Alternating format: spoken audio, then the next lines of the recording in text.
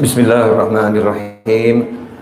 Alhamdulillahirabbil alamin. Allahumma shalli wa sallim ala sayyidina Muhammadin miftahi babi rahmatillah adada ma fi ilmillah salatan wa salaman daimain bidawami mulkillah wa ala alihi wa sahbihi. Allahumma shalli ala sayyidina Muhammadin salatan taftahu biha lana futuhal arifin wa tufaqihuna biha fid din wa ala alihi wa sahbihi. Assalamu alaikum warahmatullahi wabarakatuh.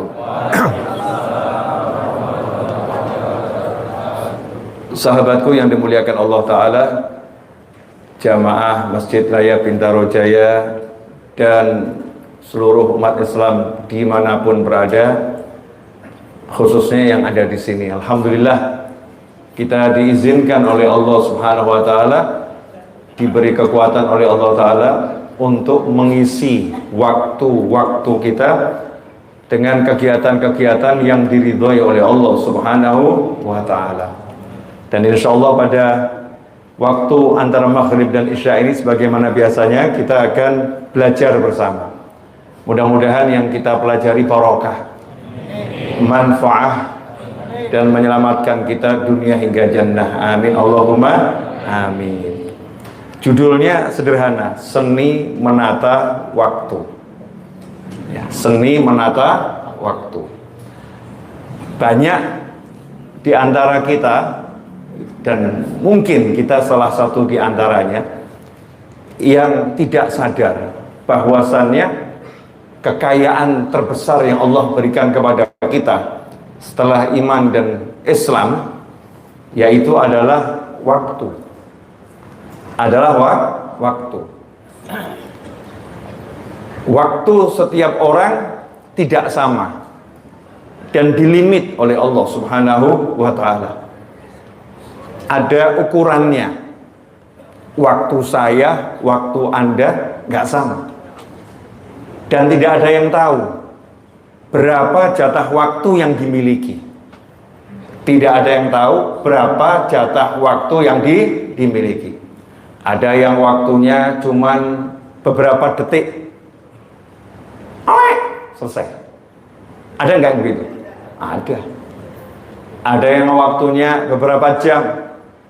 Ada yang waktunya sampai beratus-ratus tahun seperti umat-umat sebelum kita. Nabi Nuh alaihi salam salah satu contohnya. Ya, salah satu contohnya, dakwahnya saja 950 tahun. Itu waktu dakwah beliau alaihi salatu wassalam. Alhamdulillah nih, bersyukur sama Allah Ta'ala, ada early warning. Betul gitu bahasa Inggrisnya, peringatan dini. Ada rambu-rambu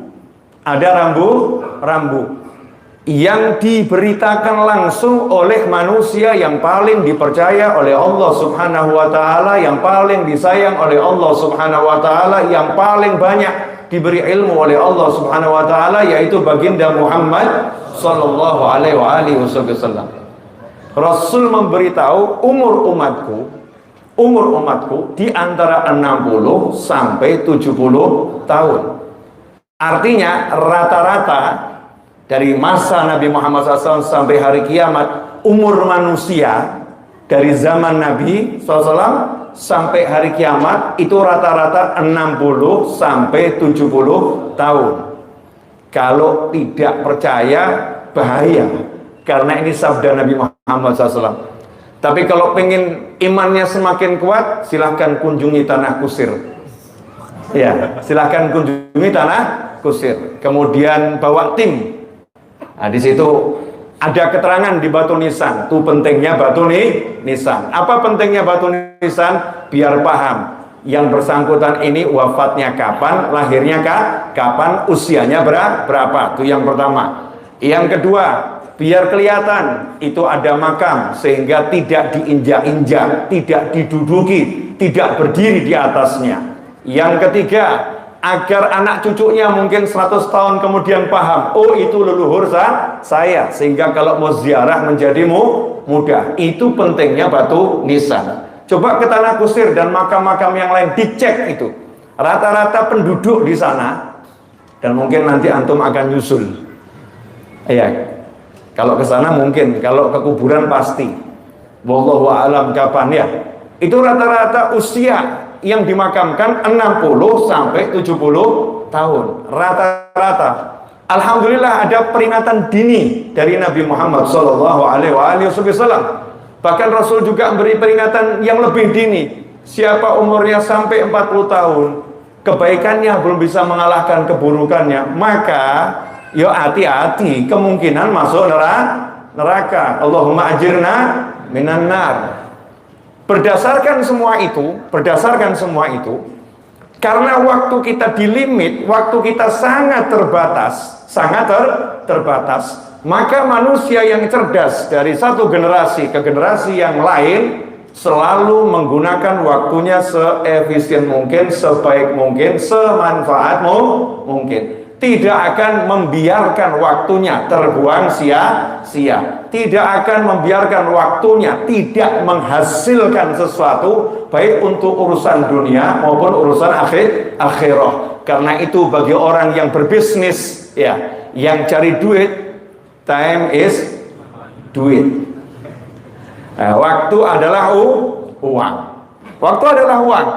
Makanya biasanya gaji ya diukur dari jam kerja. Itu yang profesional. Ya, kamu mau menggunakan waktu saya sekian jam, kamu harus bayar sekian rupiah. Harus bayar sekian dolar. Jasanya diukur dengan waktu.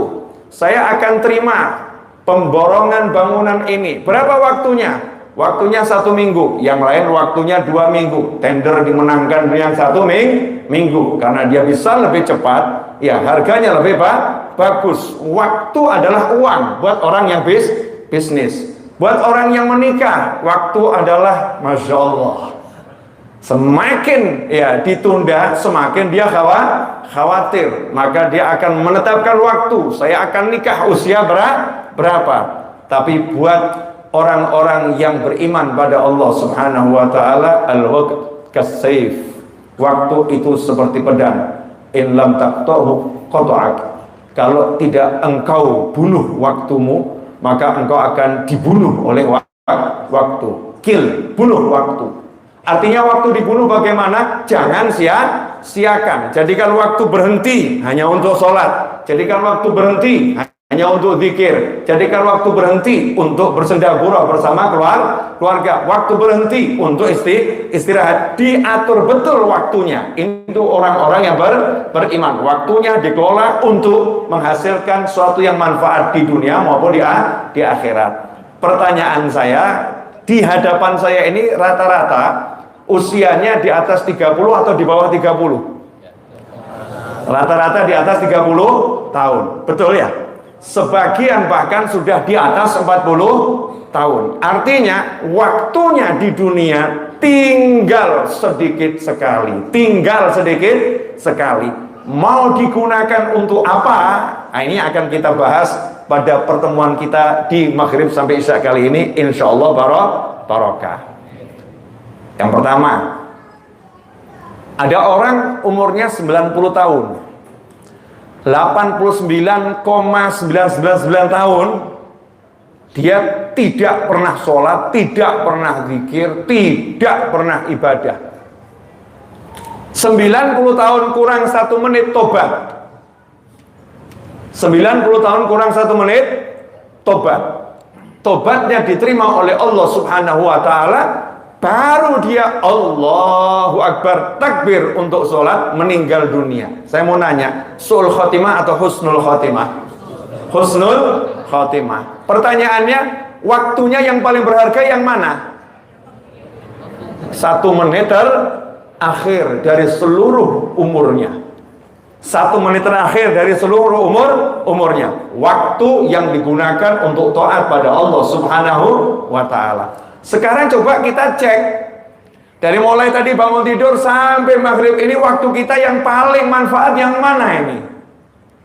Jelas saat ini paling manfaat. Tapi tadi pagi manfaat nggak? Tadi siang manfaat nggak? Sore tadi manfaat atau tidak? Yang tahu adalah pribadi kita masing-masing. Karena itulah baginda Muhammad sallallahu alaihi wasallam dalam sebuah hadis yang diriwayatkan oleh Imam Tirmidzi dari sahabat Abdullah bin Abbas radhiyallahu taala anhuma, qala Rasulullah sallallahu alaihi wasallam, ni'matani maghbunun fihima katsirun minan nas, as-sihhatu wal faragh. Kata Nabi Muhammad SAW, ada dua nikmat. Jadi disebut nikmat ini. Ada dua nikmat. Maghbun itu adalah orang kalau dia menjual sesuatu di bawah harga yang seharusnya, rugi atau untung. Jadi misalnya pasarannya 1 juta, dia jual 10.000, nggak ada yang mau beli kecuali harganya 10.000, padahal pasarannya 1 juta. Ini untung atau rugi nih? Rugi. Itu dalam bahasa Arab orangnya namanya maghbun, ya. Dua nikmat yang kebanyakan manusia merugi. Ya, kebanyakan manusia merugi kalau dapat dua nikmat ini. Yang pertama sehat. Sehat itu nikmat atau enggak nikmat? Nikmat. Nah, kok bisa rugi? Karena seharusnya dengan sehat dia bisa dapat surga yang derajatnya tingginya luar biasa, sementara yang lain nggak bisa. Dia bisa mulutnya sehat, zikir bisa, baca Al-Quran bisa, tapi sibuk dia itu bukan zikir, bukan baca Al-Quran, mulutnya sama-sama sehat, tapi dia sibuk itu apa namanya itu kalau pakai kemudian ada layar TV, ada teksnya, itu namanya apa itu? Keroan. Karaoke itu katanya ya. Saya nggak bahas halal haram ya, nggak bahas halal haram. Tapi yang satu menggunakan mulutnya untuk zikir, mulutnya untuk baca Al-Quran, mulutnya untuk melakukan nasihat yang baik, sementara dia mulutnya sibuk menyanyi sesuatu yang mubah misalnya, nggak haram, sesuatu yang mubah. Rugi atau nggak rugi? Rugi. Kenapa rugi? Yang ini menghasilkan pahala, yang ini tidak menghasilkan pahala. Apalagi kalau melakukan kemaksiatan, gunjing, ya, namimah, mengadu domba orang dan lain sebagainya. Sehat. Ada orang yang tangannya sehat, sehat. Dia gunakan tangannya ini untuk meraih pahala besar.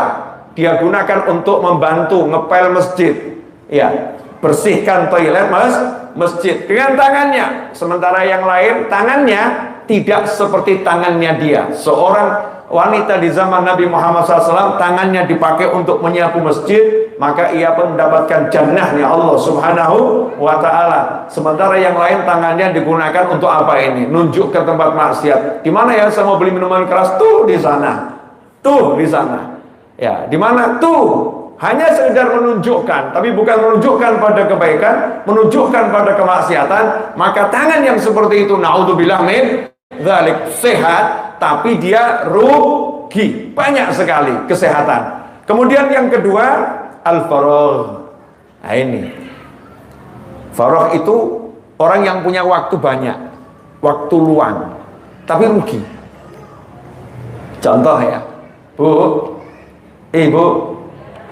Ibu di rumah atau kerja? Rata-rata ibu rumah tangga. Betul ya? Suami-suami ini rata-rata di rumah atau kerja? Kerjanya di rumah. Zaman sekarang kan kerjanya di rumah. Para istri lebih senggang waktunya. Anak-anak sekolah, betul ya? Anak-anak sekolah, yang nganter siapa? Ibunya. Pulang dari nganter anak, nanti ibunya tugasnya menjemput anak, betul? Di antara mengantar dan menjemput ada waktu luang sekitar 3 jam 4 jam. 3 jam 4 jam. Dia gunakan untuk ibadah, namanya ke pasar. Ibadah atau enggak ibadah? Ibadah. Mau belanja untuk nyiapkan makan buat anak, buat suami dan lain sebagainya. Ke pasarnya ibadah. Di pasar mampir di warung kencan sama teman. Duduk di warung sama temannya, nggak jadi belanja. Ngapain? Ngerumpi. Ibadah atau ibadah ini? Nggak jelas. Ini nggak jelas. Sementara yang lain mau baca Al-Quran, nggak punya waktu luang, yang lain mau duduk baca solawat, duduk khusus baca solawat, gak punya waktu luang. Yang ini punya waktu luang banyak, gak disibukkan cari harta, gak disibukkan